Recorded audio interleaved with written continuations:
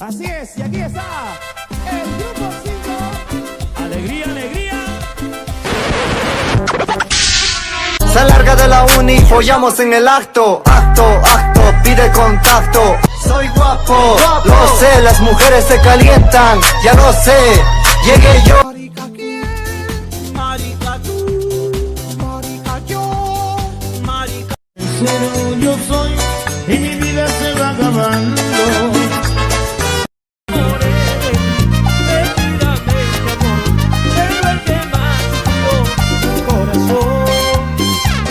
Fue soñar contigo una y...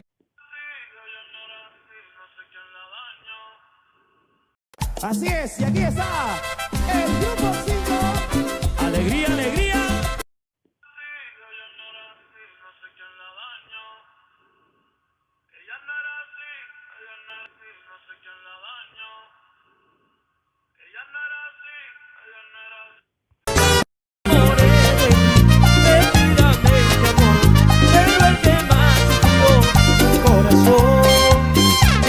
Fue soñar contigo una ilusión que no realizaré. Eres culpable por no sentir mi amor. Ahora quieres. ¿Qué tal, amigos de Caverna Jurídica? Hoy vamos a hablar de egoísmo psicológico y egoísmo ético. Problema: ¿todas las acciones humanas están motivadas por intereses propios? ¿Cuál es el verdadero fin del altruismo? ¿Actuamos por placer o deber? Tesis del autor: el egoísmo psicológico y el egoísmo ético abordan el comportamiento de las personas según sus intereses y deseos respecto a la compatibilidad con la moral del sentido común.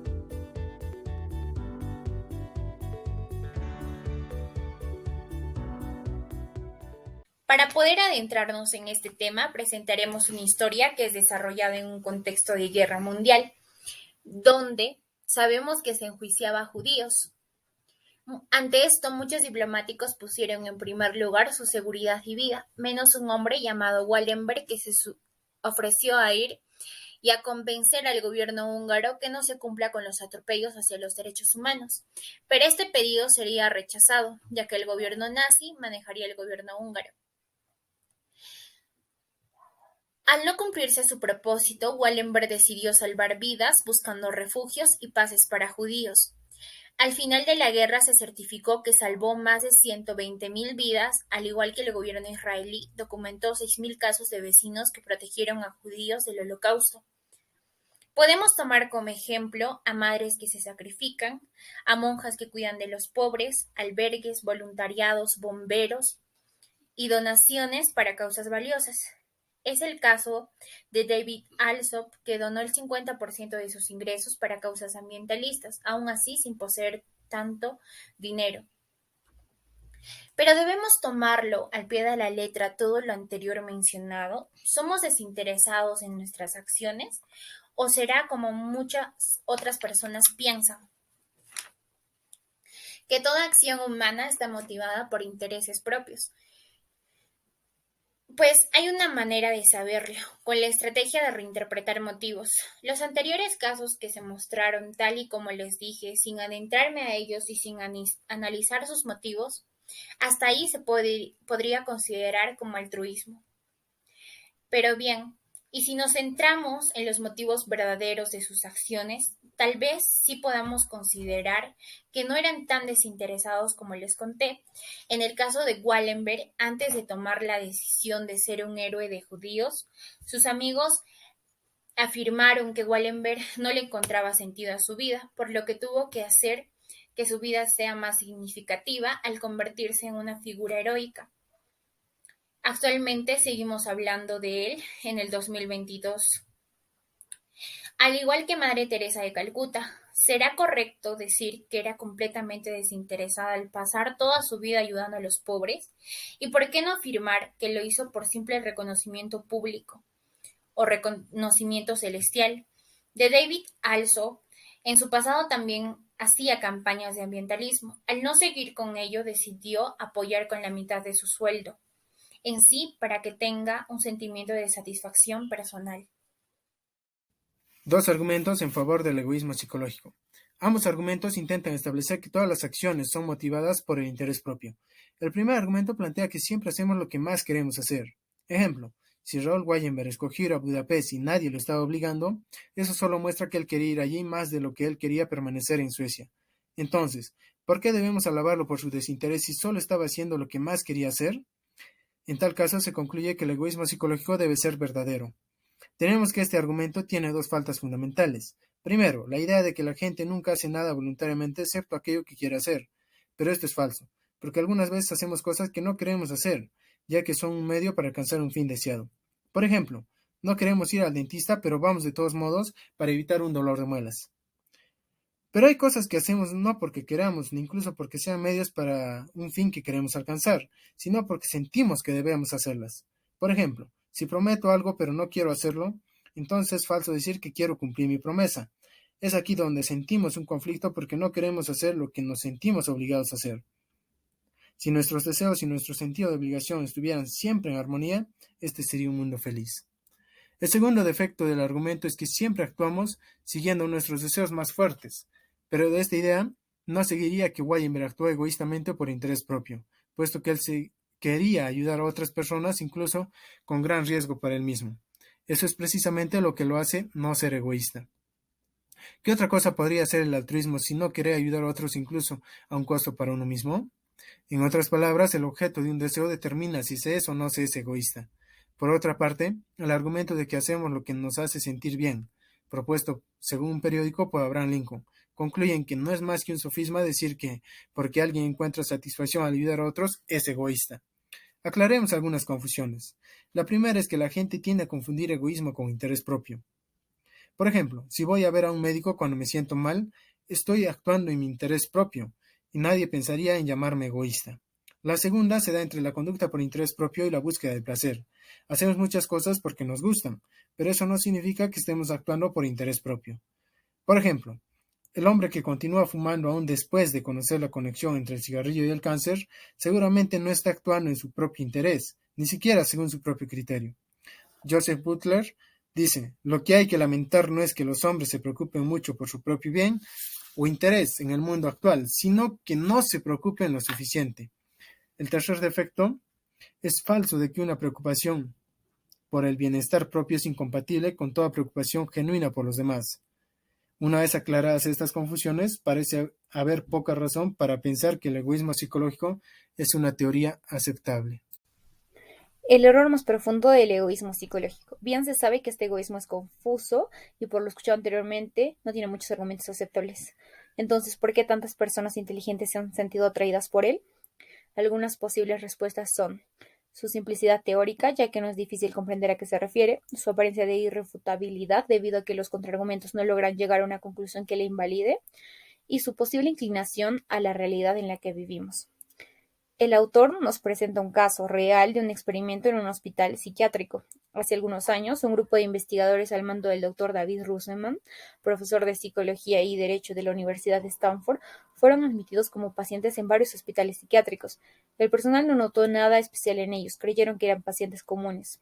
Los investigadores no intentaron fingir sus comportamientos ni que estaban enfermos. Durante las entrevistas contaban sus historias y estas eran interpretadas como traumas. Los verdaderos pacientes notaban que los investigadores no estaban locos y sabían que solo eran parte de un experimento. Entonces, nos preguntamos, ¿por qué los médicos no se daban cuenta de esto? Una respuesta es la suposición controladora, la cual indica que una vez aceptada una hipótesis, todo se puede interpretar en su apoyo. Eso significa que no importa cómo se comporten los pacientes, porque seguirán pareciendo enfermos. Nada puede ir en contra de esto. Lo que realmente debería de tenerse en cuenta es que una hipótesis se puede verificar o controlar, por lo que se asume que era posible examinar a los falsos pacientes y darse cuenta de que no tenían nada malo. Así que con esta historia concluimos que el egoísmo psicológico incurre en el mismo error, ya sea una vez aceptada de que toda conducta se realiza por interés propio, todo lo que pasa es interpretado a su favor, por lo que no podemos ni imaginar un acto desinteresado. Entonces se concluye que la teoría es falsa. El egoísmo ético. Para dar introducción con esto, nos preguntamos, ¿existe un deber de ayudar a quienes se mueren de hambre?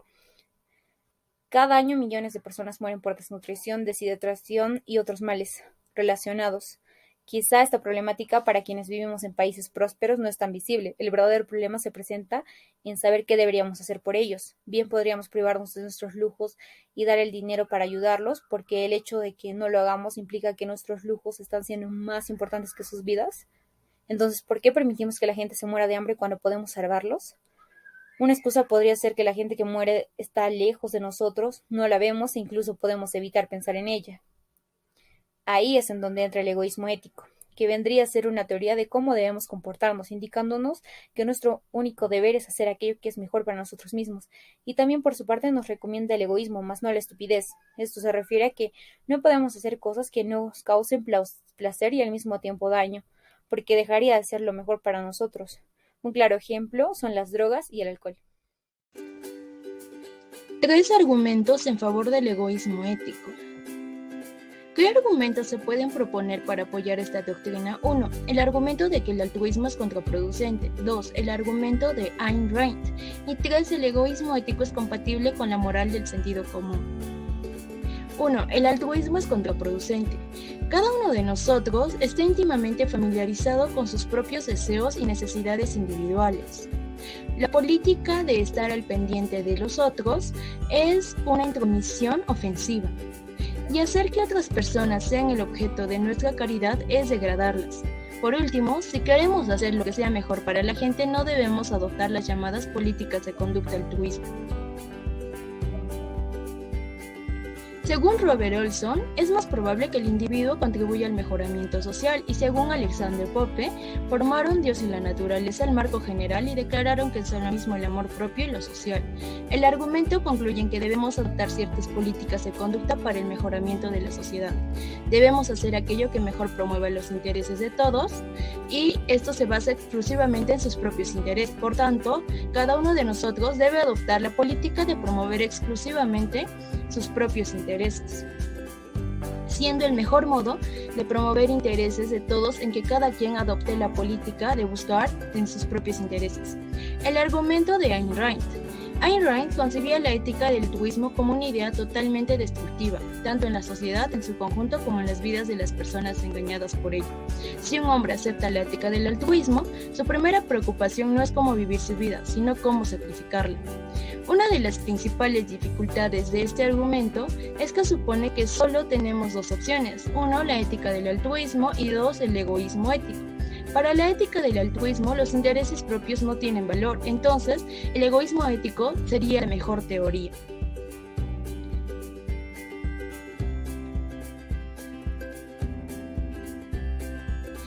El egoísmo ético es compatible con la moral del sentido común. El egoísmo ético es una filosofía moral revisionista, siendo las teorías morales de sentido común que son consideradas equivocadas y que deben cambiarse.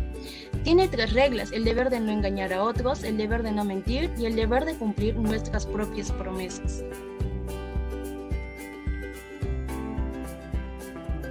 Según Thomas Hobbes, el egoísmo ético conduce ni más ni menos a la regla de oro, con la frase de no debes hacer a los demás lo que no quieras que te hagan porque si los haces los demás muy probablemente te lo harán. 3 argumentos en contra del egoísmo ético. 1. El egoísmo ético no puede resolver conflictos de interés. El egoísmo ético no puede ser correcto porque no puede dar soluciones a los conflictos, solo las exacerba. La moral existe para aplicar a esos casos, es decir, cuando el interés esté en conflicto. Pero si el interés es propio, no habrá soluciones orales para estos conflictos. Por eso es que el egoísmo ronda la filosofía moral. 2. El egoísmo ético es lógicamente inconsistente. Conduce a contradicciones lógicas. Es incorrecto que alguien cumpla con su deber. Y por último, el egoísmo ético es una teoría errónea, puesto que ninguna teoría puede ser verdadera y a la vez contradictoria. 3. El egoísmo ético es inaceptablemente arbitrario, porque los intereses de los demás nos deben interesar. Nos interesan los intereses de los demás en el mismo rango que nuestros intereses son primordiales. Si no satisfacemos nuestras necesidades, tampoco satisfacemos el resto. El egoísmo ético es una teoría moral del mismo tipo con una doctrina arbitraria.